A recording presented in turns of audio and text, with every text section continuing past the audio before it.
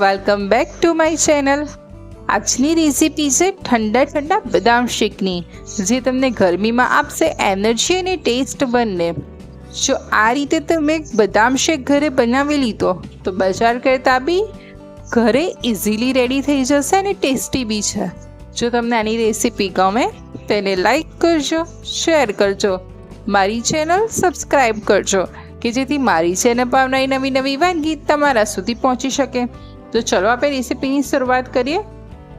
એના માટે આપણે સોક બદામ લીધેલી છે, એને આ રીતે છાડા પીલ કરી લેવાના છે અને એને મિક્સર જારમાં લઈ લીધા। હવે એમાં હાફ બાઉલ ખાંડ એડ કરવાની છે, એમાં મિલ્ક પાવડર એડ કરવાનો છે। માર્કેટમાં 10 રૂપિયાનું પાઉચ ઇઝીલી અવેલેબલ હોય છે, એટલી જ ક્વોન્ટિટી આપણે લીધેલી છે। હવે કેસરને મેં થોડા ગરમ દૂધમાં ઓગાળીને રાખ્યું હતું, એ કેસર દૂધને આપણે આમાં એડ કરવાનું છે।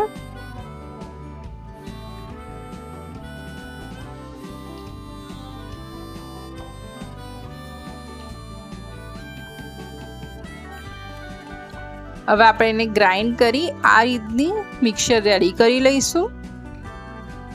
હવે એને સાઈડ કરી 1 લીટર દૂધ લીધું છે, એમાંથી હાફ બાઉલ જેટલું દૂધ આપણે સાઈડ કરી લઈશું, એને આપણે પછી યુઝ કરવાનું છે। અને આ દૂધમાં આપણે ઉભરો આવવા દઈશું। આપણે જોઈ શકીએ છીએ કે આપણા દૂધમાં ઉભરો આવવા આવ્યો છે।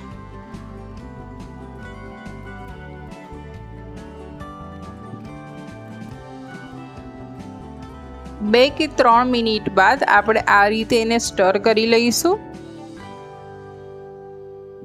સ્ટર થઈ જાય એટલે આપણે જે આ પેસ્ટ બનાવી હતી એ એડ કરી અને મિક્સ કરી લઈશું।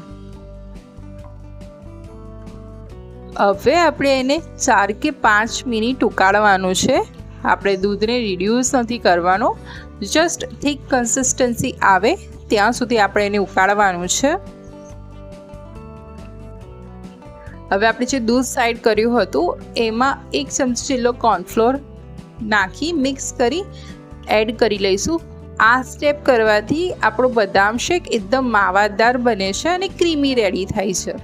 હવે એને બી 3 કે 4 મિનિટ સ્ટર કરતા કૂક કરી લઈશું। આપણે જોઈ શકીએ છીએ કે ધીરે ધીરે બદામ શેક સરસ બજાર જેવો ઠીક થવા માંડ્યો છે। હવે આપણે ફ્લેમ ઓફ કરી દઈશું અને આ રીતે ને ઠંડા પાણીમાં રાખી બદામ શેકને નોર્મલ રૂમ ટેમ્પરેચર પર આવવા દઈશું।